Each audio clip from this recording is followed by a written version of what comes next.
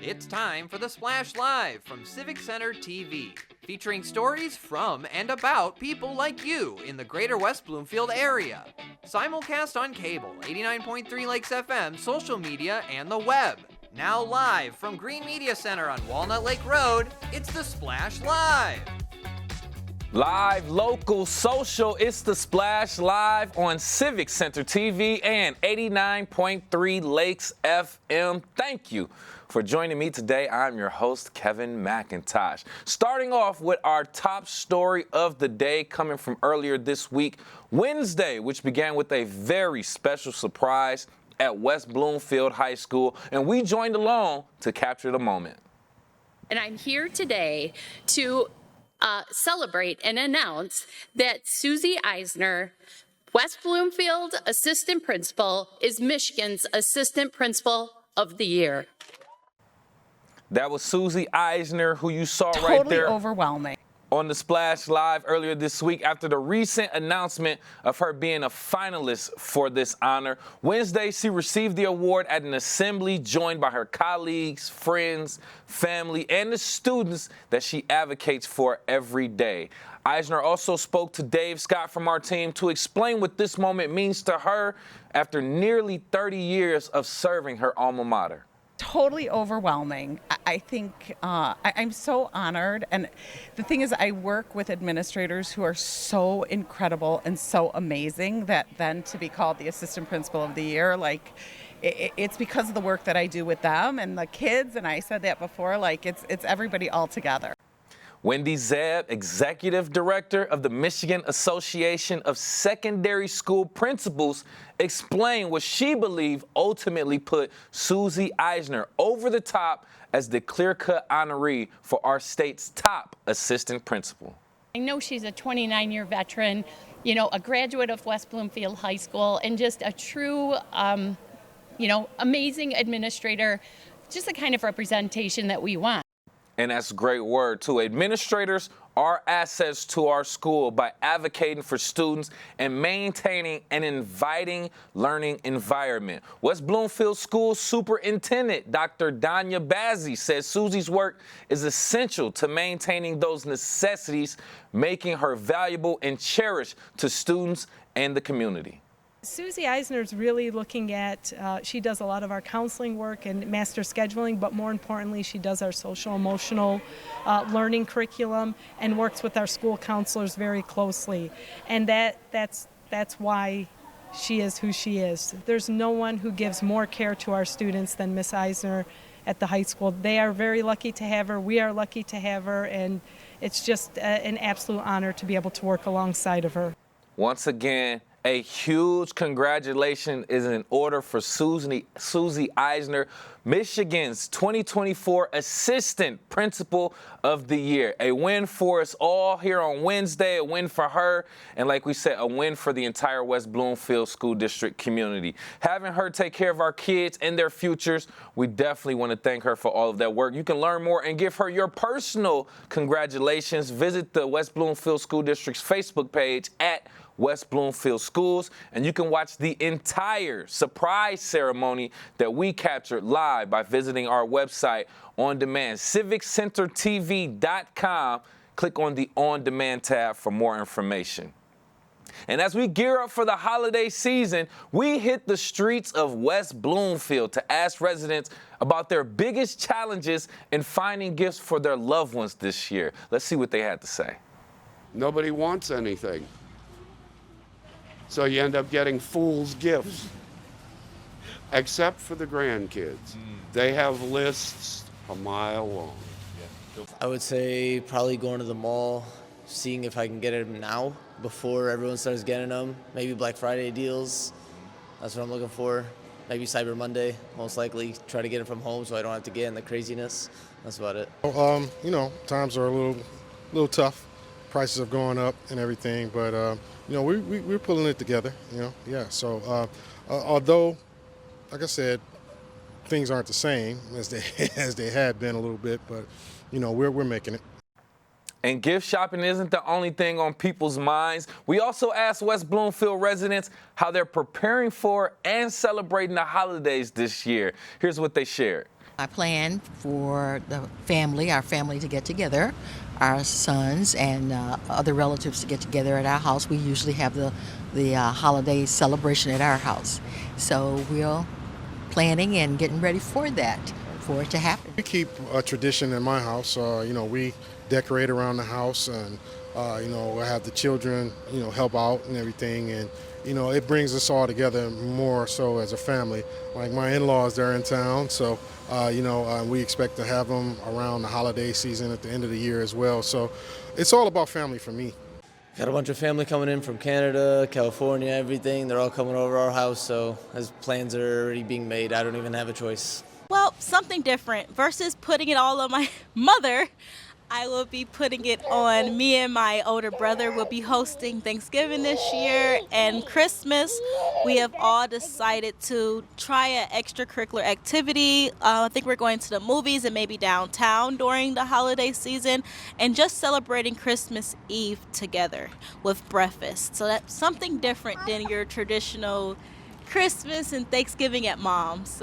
It's always great to hear how our community is coming together to make the holidays very, very special. You can stay tuned as we continue bringing you stories of holiday cheer from right here in West Bloomfield, by the way.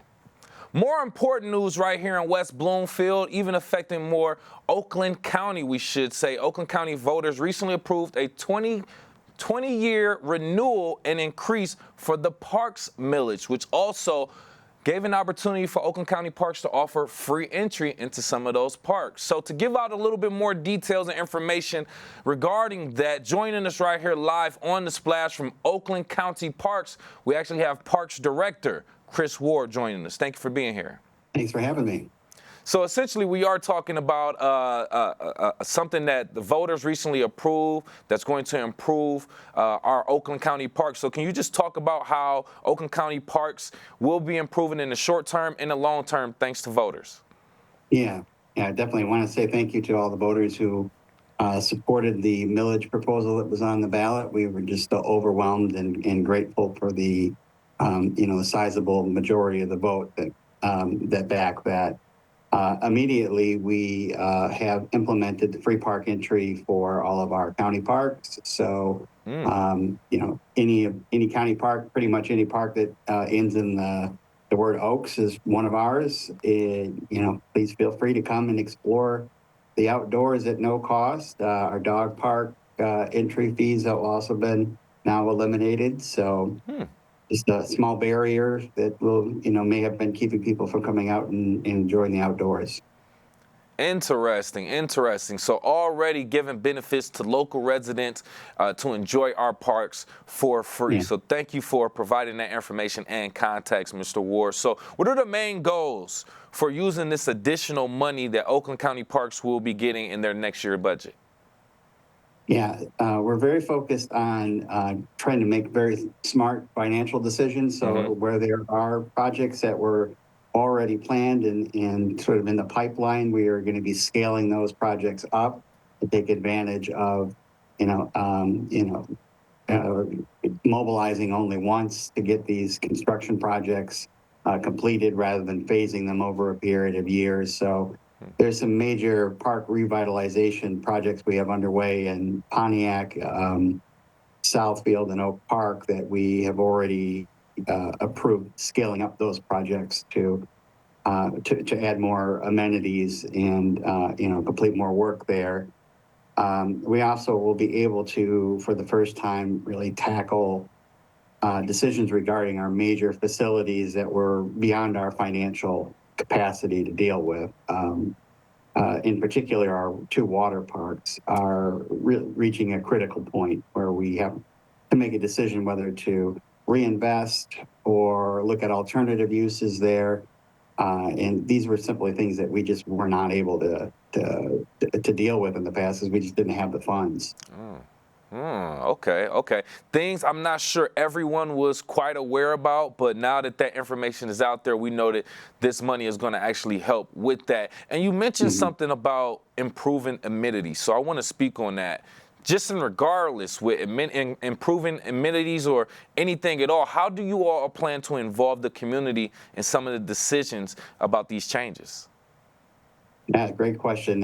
Public engagement and feedback is a big part of our process. So we are regularly putting out surveys, conducting open houses, sending out postcards to residents seeking their feedback in terms of what they'd like to see developed in our parks, you know, their preferences in terms of design elements, different uses that they'd like to see developed. So I hope anyone who's interested in those things, keep an eye on our webpage, our Facebook, social media accounts, and feel free to give us your input or just send me an email. I get them all the time from people who are looking for, various amenities, disc golf, new playgrounds, pickleball courts, whatever the case may be.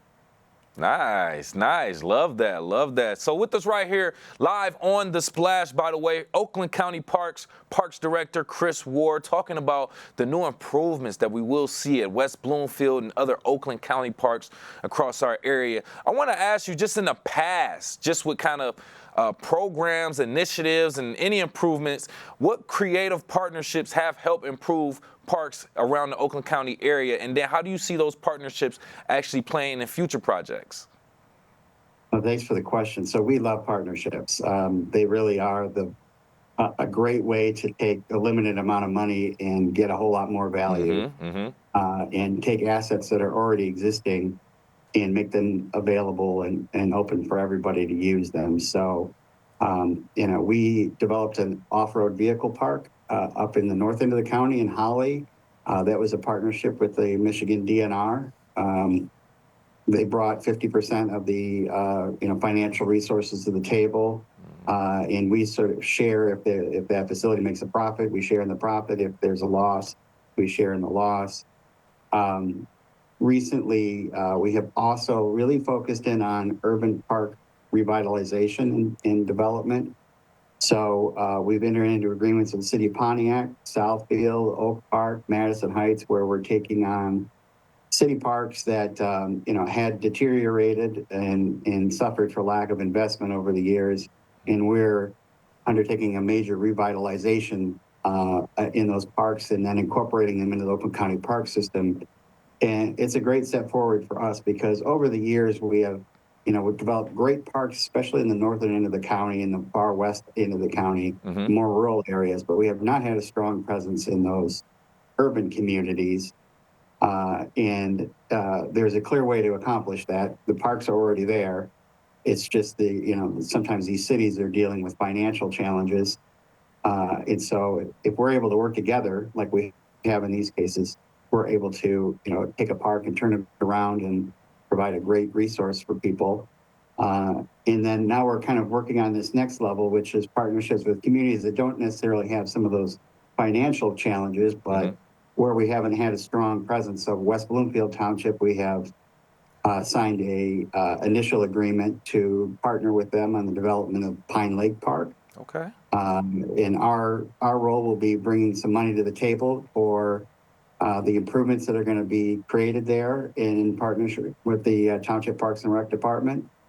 That's going to allow them to move forward a lot faster than they would have ordinarily been able to, and probably scale up and make that much nicer park in the end. Yes, we love to hear that. That's things, the action taking place, and that's things that we can actually see that's tangible, and we love the work that you're doing, by the way, with that. And just to speak on that a little bit more, if you don't mind, how do you plan to ensure that residents and taxpayers alike are going to see the value and results from their investment in these local parks?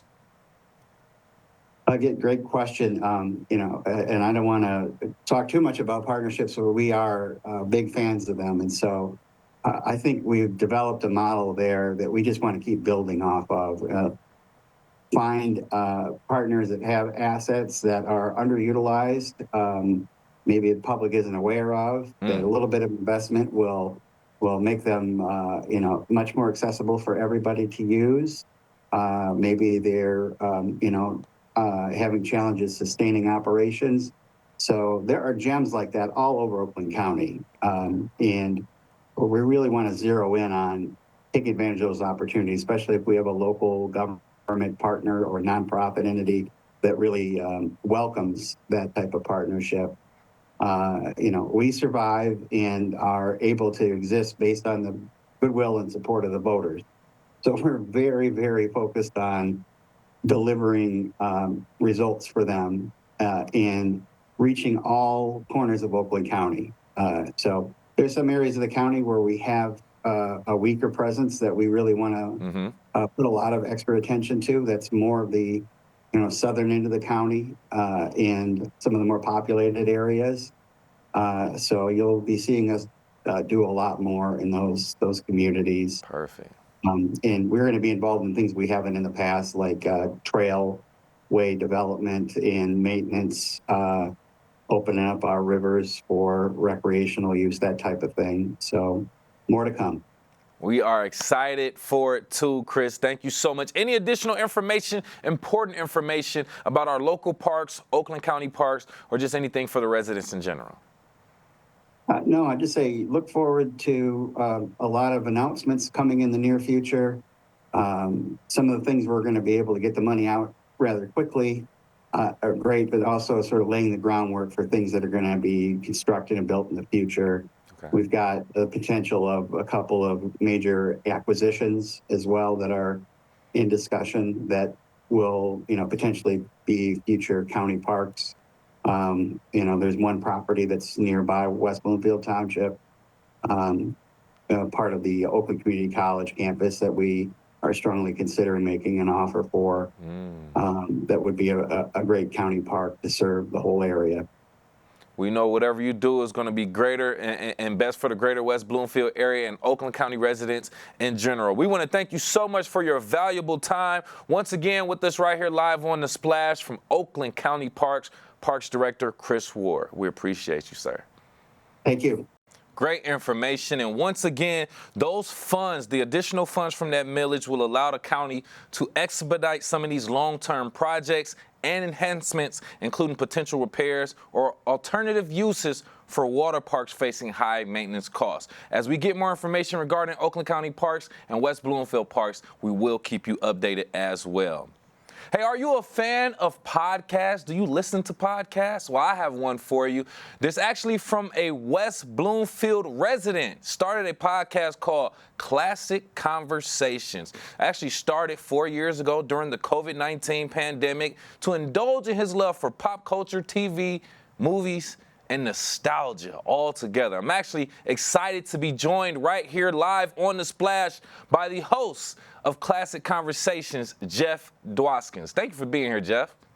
Hey, how are you? Great to be here. Doing just fine. I see it looks like you have a nice setup. Is this your podcast setup that we're looking at right now?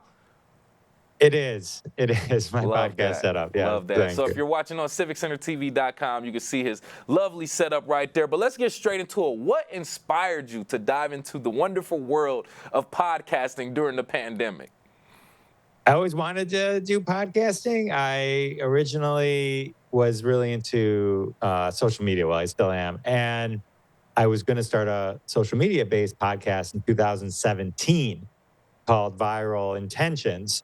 And I kind of just sat on it for a long time. I was really into Twitter at the time and, just Viral Intentions, kind of like Cruel Intentions, the movie. I thought it was, a good play on words. And I just sat on it. And then come March 2020, the pandemic hits and we all are home with some extra time in our hands. And I'm like, oh, I have time finally to do my podcast and realize I can't start a podcast called Viral Intentions in the middle of a pandemic. And so Good one. I mean, that's not even a joke. It is literally what happened. And I had everything. And so I had to change it. It was originally called the Jeff Dwoskins Show and involved the Classic Conversations as I kind of understood what I was, where I was going with this. And so, but it was always interviews and talking to famous people. I've always loved going to Comic-Cons, the Motor City Comic-Con every year, meeting the celebrities. You can see the 8x10s on my wall if you're watching. And that's what I did. I loved it. So when I'm like, wait, they'll talk to me? Yeah. I'm like, all right, I can do this. I can do this. You never know who will respond to you if you just reach out on social media, be like, hey, I'm starting a podcast or I'm doing a pod, I would love to have you. And then next thing you know, hey, I'm down, I'll do it. Nowadays we can just do it from Zoom or do it remotely. It makes things so much easier. Everyone can be a professional interviewer, podcaster, but it makes a difference when you're consistent and you're growing and doing the things like you're doing to become in the top 1.5% of all listened to podcasts. I want to get into your lineup of guests, right? It reads like a tribute to classic television. What draws you to these particular stars and shows?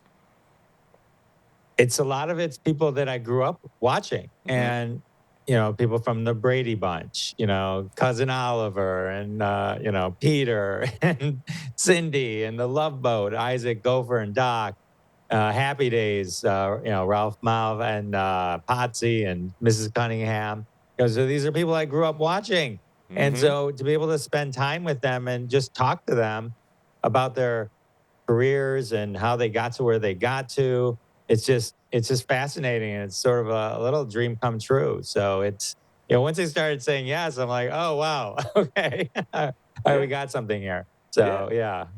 No, you definitely, what I want to highlight is the fact that you definitely tapped into a market.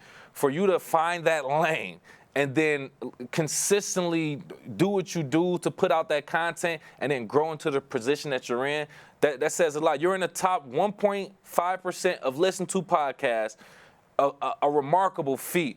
What do you think resonated so strongly with your audience for you to grow to where you are now? I think if you're in the right demographic and you see these folks, you want to hear them. And I focus the conversations on conversations that I'd want to hear. They're literally conversations. Like I try to make it sound like I've known these folks and we're talking, we've known each other forever. Right. Even though that's not the case. And, I put a lot of time into those conversations, and I think the end result of my conversations with these folks, even if they talk to other folks, I usually get something unique in the collaboration, in this particular interview is special. Yeah. That's kind of my approach too when I think about it, Jeff. I like to talk to strangers like I knew them, like we just got done talking like 5 minutes ago. Let's just pick up from right here. And I've never met you a day in my life. I think that builds organic chemistry between people sometimes. You'd be surprised how that goes. But with us right here live on The Splash, host of the Classic Conversations podcast, Jeff Dwoskin, talking about his success and consistency of creating a podcast in a very saturated market, by the way. With that being said, I know you have a background in comedy. We've already kind of went over that. And also digital media. Just talk about how these two skills/tools have also helped your podcast and platform stand out. Absolutely. Well, I think being a stand-up comic for 20 years helps me kind of engage and chat and removes a little bit of the fear of talking to somebody, and I can kind of tap into places maybe that other people might not or might not feel comfortable, but I can do it in a way just because I'm used to kind of engaging with people in that particular way and kind of, connecting on that level. Right. Digital marketing, it just helps that, I just kind of understand the landscape. Yeah, I think you have to be really good at social these days to kind of get the word out and promote yourself. It's a lot of self-promotion. Yeah, and you have to use those tools. That alone can kind of show you or kind of help you stand out. That can make you show up in algorithms. I'll say mastering the digital media side, the SEO side. But how can you keep their attention? You can capture their attention by popping up in the algorithms, but can you keep their attention? Can you keep them engaged? Can you keep them wanting to know what you're doing next in that type of sense? So with that being said, how do you kind of line up or come to the idea of what you're going to feature in the next episode, who you're going to interview and things of that nature? Well, a lot of it sometimes is, you reach out to 10 people. Sometimes 5 say yes, and sometimes 1 says yes, and sometimes none say yes. So, you go to the next group. My focus is always, which is what I tell anyone, it's like, you can't beat the algorithms. They're going to change underneath you. Just focus on doing good content and good things. And, everything kind of works out in the end. So that's my focus, is just sort of doing what I want to do. I do record ahead of, a lot ahead of time. Like I'm not recording today and it releases next Monday type of thing. Okay. One thing that's different from my podcast than others, a lot of times they're talking about books, but those books are about their life. So it works perfect for the format that I have. But I'm not like a promotion thing. I'm not like, oh, hey, all right, well, your new show is on Amazon tomorrow and blah, blah. It's not like that kind of thing. Yeah. And so I'm able to then, because I have such a backlog of interviews recorded, I can kind of pace it out and famous person, person you haven't heard of, but is just as interesting. A lot of the interviews that I do that people may not even understand who they are because they weren't Penny on Lost in Space, or they weren't, Cagney from Cagney and Lazy. They were Joe Alves, the guy that created the shark in Jaws and made all that visual work. And every visual element, if you're familiar with the movie Close Encounters of the Third Time that you can think of, this guy, Joe Alves, is responsible for. And so like that interview in itself is amazing. It's one of those kind of gems. And there's a lot of those type of gems where you're like, I don't know who this person is, but it's likely their stories are very robust, very amazing. And they're kind of the behind the scenes of the things that you do know about. I love that perspective. Every now and then you'll stumble across an interview on YouTube. It'll be somebody, I was the executive or assistant production manager or director of such and such movie, but then they have so many stories or different angles or never before heard of stories. You'll be like, wow, I never knew that. So I love that you're bringing that to that, because those are gems, like you said, those hidden stories that you're bringing to the world and to the digital media in general. So keep doing that good work right there. I love that. I'm an advocate for it.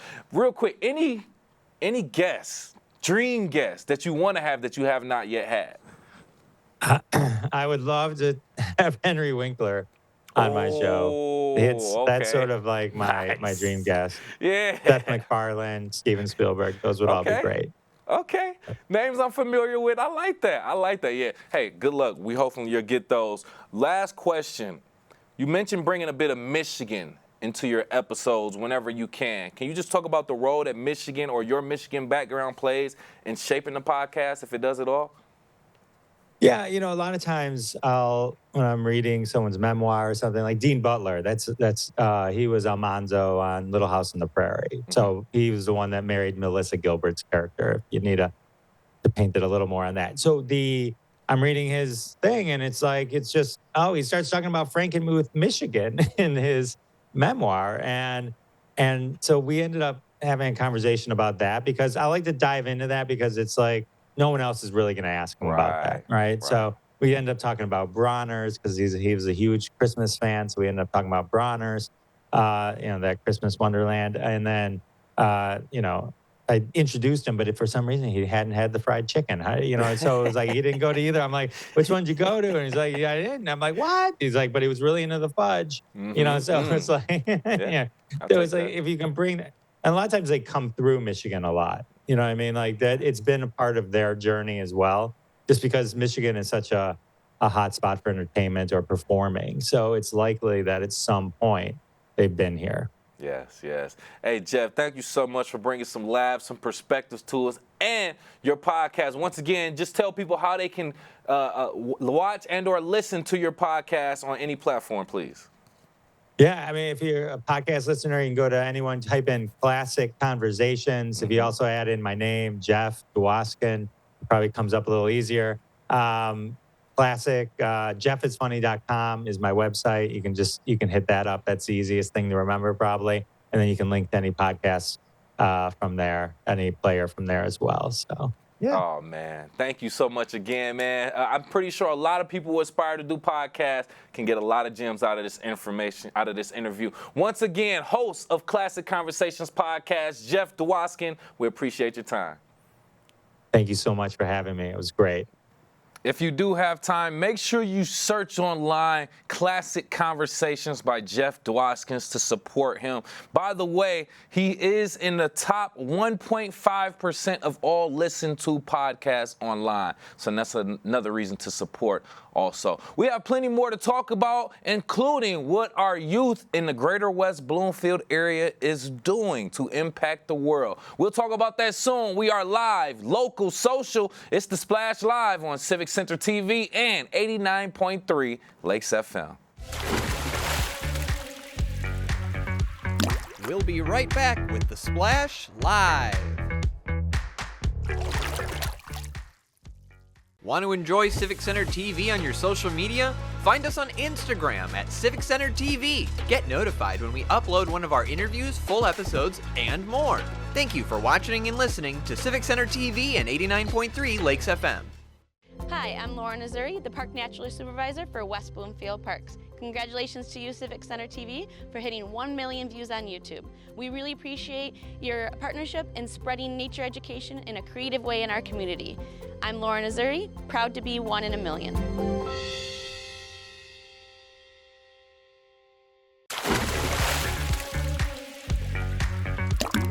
And now, back to The Splash Live. Live, local, social, it's The Splash Live on Civic Center TV and 89.3 Lakes FM. Thank you for joining us today. I am your host, Kevin McIntosh. Shifting our focus on to West Bloomfield High School, more specifically, the girls basketball coach,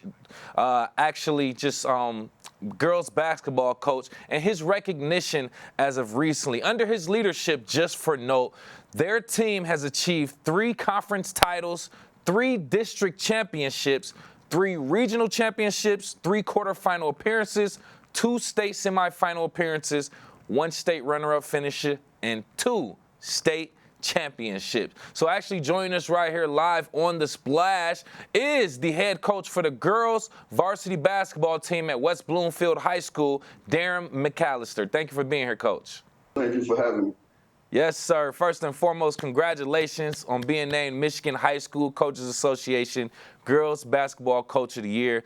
I just got to get it from you first and foremost. What does it feel, or what does it mean to you personally and professionally to get this recognition? To be honest with you, I'm greatly honored. I definitely appreciate it.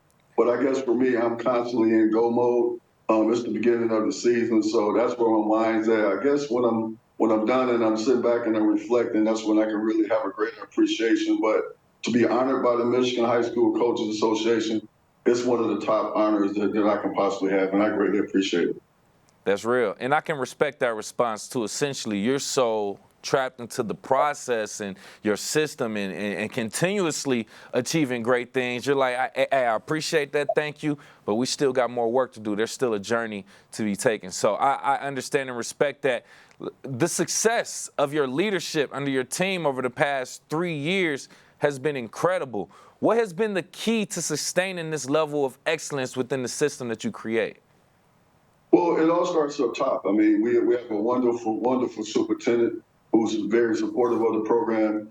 She's one of our biggest fans. And then we have an excellent, excellent athletic director, Eric Pierce. He gives us all the resources that we need to be successful. And then I'll go on record again saying I have the best coaching staff in the state of Michigan. And you tie all that together with some players that give you their desire, determination, and their desire to be great.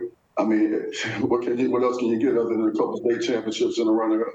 Yeah, I understand that. If you're watching on CivicCenterTV.com, you can see some of the B-roll that we played of the West Bloomfield High School girls basketball team at the state championship at the Breslin Center, East Lansing.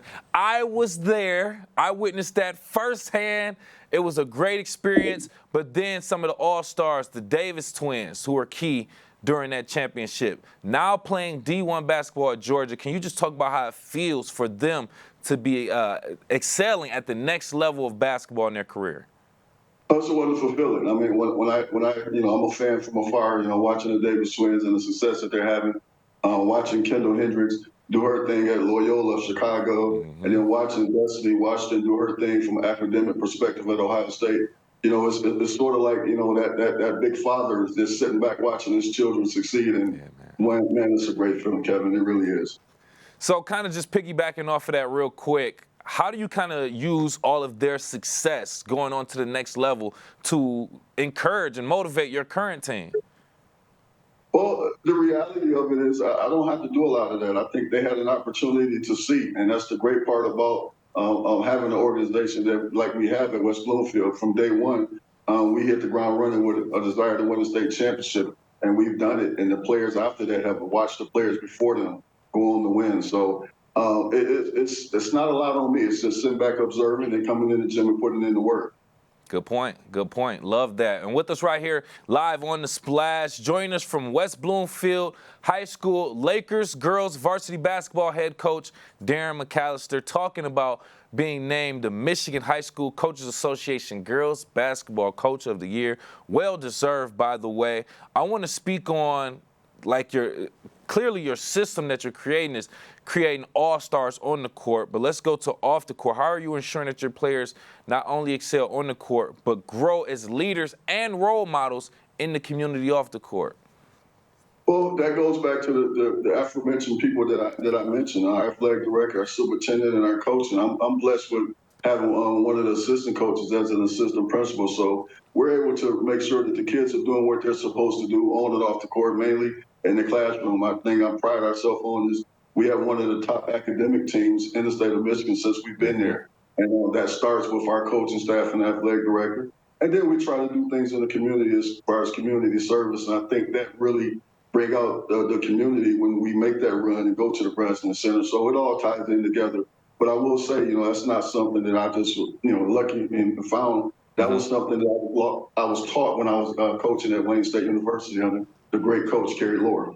There you go. There you go. Love that. Paying your respects also. But kind of let's go back to what you were saying. You and your assistant coaches making sure that your team and those girls get out there and do different types of community service. So they give back to the community. So in return, the community is giving back to the team. Talk about how important it is or the role that the Greater West Bloomfield community plays in supporting the girls Lakers basketball program. Well, I tell you, Kevin, one of the things that we saw in year one, playing at the Breslin Center and playing against Rockford in the state championship, it was orange that was filling up 3/4 of that gym. And we said at that time, we're not going to let that happen again. We're going to make sure that we have our fans out there and our supporters out there. Now, we did we ended up winning the state championship, but that was just fuel for the fire. And this past year, we had the mantra of big game hunting, and it was amazing to look in the stands and see people wearing camouflage that I never would have thought it would have touched. So, it's a great feeling, and it all comes back to just the community buying in for one, us giving to the community, and it reciprocates.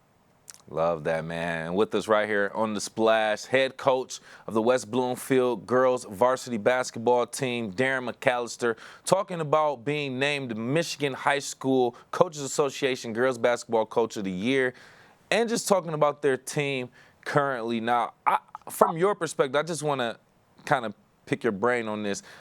How do you manage and balance the pressure of not only, you set the bar to win championships now, Coach. How are you balancing the pressure of winning these championships with the responsibility of making sure you still have these well-rounded student athletes?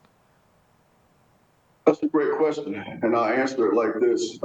It's no pressure. Pressure is that single mom having to make ends meet when she don't really have any help. Pressure is that person being diagnosed with a sickness they can't do anything about, and it's possibly going to cost them their lives. That's pressure. This is basketball, but the key to it of not being able to have that pressure around me is surrounding yourself with people that's going to help you accomplish your goal. And it starts with my assistant coaches, Talisha Washington, Jamie Glens, my athletic director, the superintendent, and also I like to mention my beautiful wife who's standing by my side all the time and gives me the opportunity to go out there and accomplish my dreams. There you go. There you go. That just goes to show that it's a community. It's a wheelhouse of people that help support you, that also helps to support the team and the girls. We appreciate your time being here, Coach. I want to thank you again. Can you give us a little preview of what we can expect in the next season going forward?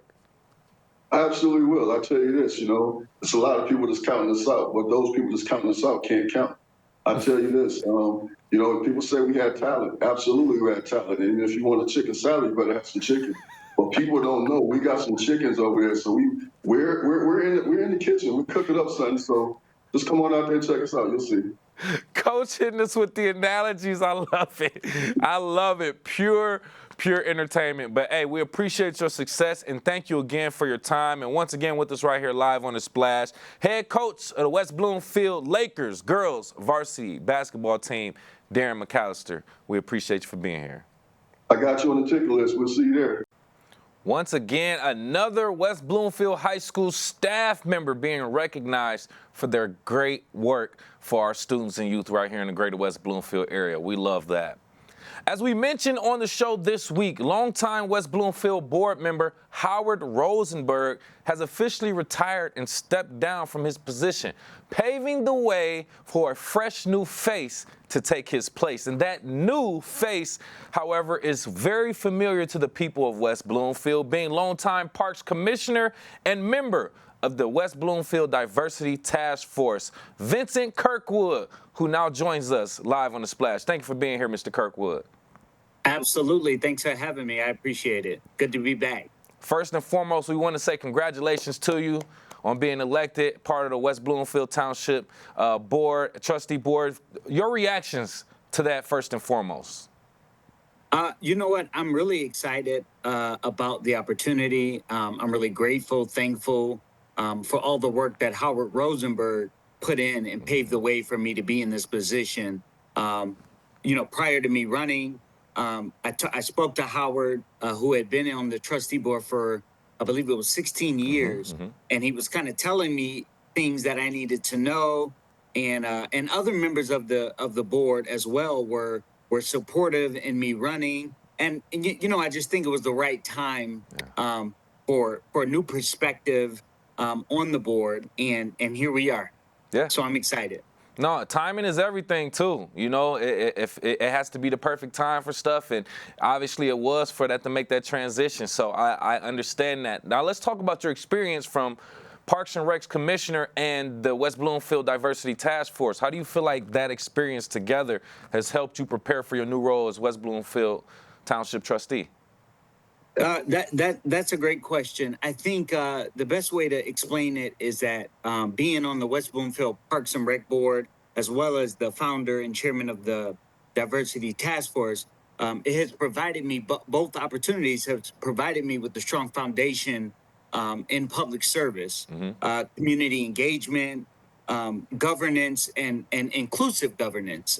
Serving on the Parks and Rec Commission allowed me to understand the importance of the residents and public spaces and fostering community relationships, healthy lifestyles, environmental stewardship. All of those things helped me get to this point doing on the Parks and Rec Board. As it relates to the Diversity Task Force, I was involved in deep initiatives that fostered inclusivity, that made sure that all voices were heard, regardless of, backgrounds and regardless of race and culture and ethnicity. Both of those roles have taught me how to approach complex issues. And I know that there'll be some complex issues, but I'll be able to work collaboratively with the rest of the board as well as the residents of West Bloomfield. Good point, too, because I tell you, I don't care if you're in school, you're at work, whatever. You're going to have to work with different people, different ideologies, cultures, races, religions, so you might as well know how to do that in general for the better progression of the community. I understand and respect that. You growing up with a large family, from my understanding, and hardworking parents as well, what type of lessons shaped your approach to the type of leadership and service that you provide? Yes, I did grow up in a large family. There was 8. I had 7 brothers and sisters, so there was 8 of us all together in the one house. So the things that I've learned with that situation is, I would say, cooperation, patience, and empathy. With so many personalities under one roof, we kind of had to work together to support each other. I had to support my sisters and my brothers. And my brother had to watch me while mom went to work, and I had to watch my younger siblings. We share resources. We found solutions to problem solve as a team.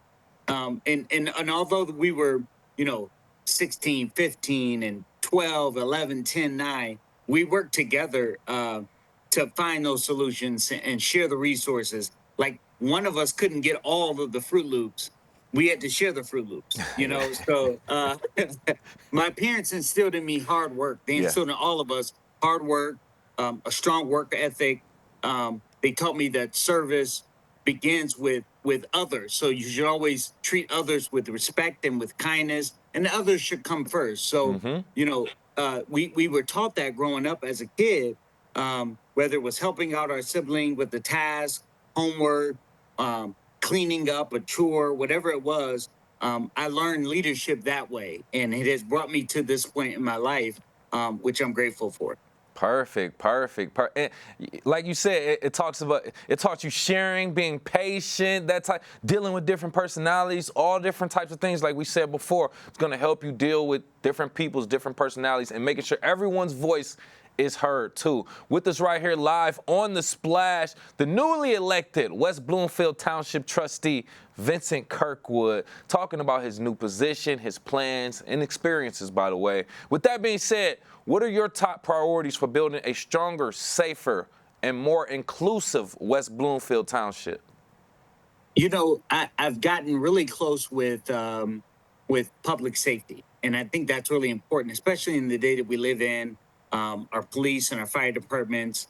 I want to make sure that they have the resources and the training that they need to serve our community properly, to understand that our community is not just one demographic, but it's a group. We have from here to here. So the bar is set for what we have in the township, and I want to make sure that our fire and our police understand that. And I think that they do. I think they've done a great job looking at it from outside of the seat that I serve in now. I think it's been great, but I want to continue to foster positive relationships between, our law enforcement and our residents. Good point. So public safety, that's one. Number two would be community engagement. Increasing opportunities for residents to engage with local government, share their concerns with me. I always share my information, my email, my phone number, because I believe that every resident should be heard and should be valued as we on the board make decisions. I think it doesn't work unless we hear from the residents of West Bloomfield. And then lastly, of course, I wouldn't be who I am without saying inclusivity and diversity. Continuing the work that we started on the diversity task force, implementing policies and programs that celebrate and support the diverse makeup of our community, of our township, making sure that all residents, regardless of their background or identity, I want them to feel welcome, I want them to be respected, and I want them to feel safe. And I think those are the top three. I've got more, but those are the top three things that I think that I want to bring to this seat in the township. Yeah, and I like that you have more too, and I like that you elaborated on those, by the way, too, Mr. Kirkwood. But ultimately, it's just giving you the chance to explain that, give that perspective to our residents and to our audience as well. I know we're pressed for time; don't want to hold you up. Very important question, though. How do you plan to engage residents and ensure transparency as you work to address all the issues in West Bloomfield Township: infrastructure, safety, equity, and more? So, I want to be creative. So I'm gonna hold some maybe coffees with Vincent for residents. We have the regular town hall meetings or the township meetings twice a month. We're still gonna have those, and residents are more than welcome to join those. But aside from that, I kind of want to do something separate that engages the community. I want to increase transparency. Providing regular updates on township. We have it on the board or on the website, what we talked about in the meeting, but I want to increase that. I want to engage social media a little bit more, because we know we we don't want it to be just one type of demographic in West Bloomfield, whether it be old or young. We want it to be a mix, and that's what we're seeing that this community is turning into, is a mixture of seniors, young people, people with children. So I think that is one of the things I want to do. And then I think our decision making needs to be data driven.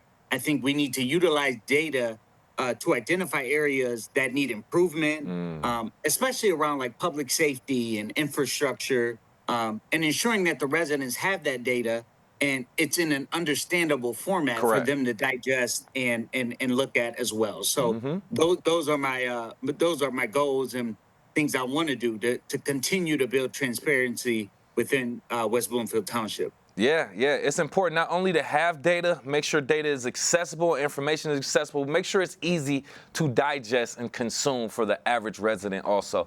Great points you made. And we appreciate your time again, Mr. Kirkwood. We know you have a lot to do and you're very busy, but we appreciate you taking time to be here. Once again, the newly elected West Bloomfield Township trustee, Mr. Vincent Kirkwood. Thank you. Thank you. Thank you for having me. Take care. Yeah. Looking to possibly catch up with a coffee with Mr. Kirkwood very, very soon. As he starts to move around in the township, we will keep you updated as well. There's a lot more residents in West Bloomfield that are doing great things, specifically even creating more content that's being seen and heard around the world and around the country. More specifically, we actually had on the host of the Bassquatch Hunter recently, who talked about his show, and he actually recorded a few more episodes all the way down in Atlanta. So join us right here live on The Splash to talk about that. We have host of the Bassquatch Hunter and author of The Adventures of Sasquatch, Mr. Mike McKinstry. Thank you for being here, Mike. Hey, how you doing? Thanks for having me on. Man, doing just fine, man. I was doing some social media scrolling and came across your page and saw that you just went on an adventure recently, traveling to Atlanta and actually met with the pitcher for the Atlanta Braves, Dylan Lee. Just talk about how that collaboration came about, please. Yeah, so first of all, thanks for going on my socials. That's where I kind of post all of my behind-the-scenes stuff and the action stuff, so I appreciate you going there. Yeah, this one was actually different. Usually when I plan episodes, it's a pretty big process of, brainstorming and, writing and coming up with ideas, reaching out to people. This one was exactly the way it should be. We had a mutual friend in the fishing world, and they said, hey, you two need to meet. And that's how it started. And we ended up flying down there and having an absolute blast. That is pretty cool, too. See, one thing I know about your show, if I'm not mistaken, is you pretty much, if people aren't familiar with it, kayak fishing, you introduced them to kayak fishing. But if I'm not mistaken, he was already familiar with it. So just talk about the overall, what you learned from Dylan Lee and what you all talked about. Give a little bit of information if the episode isn't out already. Yeah, absolutely. Yeah, the episode's going to air next summer, actually. I think mid-August. It'll air on Discovery Channel and then online, streaming everywhere. But yeah, this episode was fun because he's one of two guests our entire season who actually have kayak fished before, let alone fished before. Most of our guests have never held a fishing pole. So in our show, we get to capture their first experience, not only learning how to fish, but catching their first fish. And in this one, it was, I actually liked it a little bit. It was a little bit different because I didn't have to teach him how to do anything. I had to teach him how to use the kayak a little bit because he wasn't familiar with this kayak. He's never been in a pedal drive kayak. So there was some differences. But we got to hang out and just talk, and, we felt like we were old friends that just haven't seen each other in a while, and that's what fishing does. And we just hung out and talked for 5 or 6 hours, caught some great fish, and got to learn a whole lot, not just about fishing this time, but about each other and our paths and our journeys. And it was an incredible episode. Right. That's actually pretty... I wasn't expecting that, like him to be as experienced with fishing and doing things like that, so to the point where you really didn't have to teach him or tell him anything. That's very unique, especially with him being a professional athlete. So I would imagine from some of the pictures that I saw on your Instagram that you actually went to his field of play also. What were some things that you learned from Dylan Lee as well? Yeah, so it's funny, after every episode is done filming, the guest or someone involved in the production always asks me, what was your favorite episode you filmed so far? And it's funny because I always have the same answer where I'm like, I don't know, they're all amazing.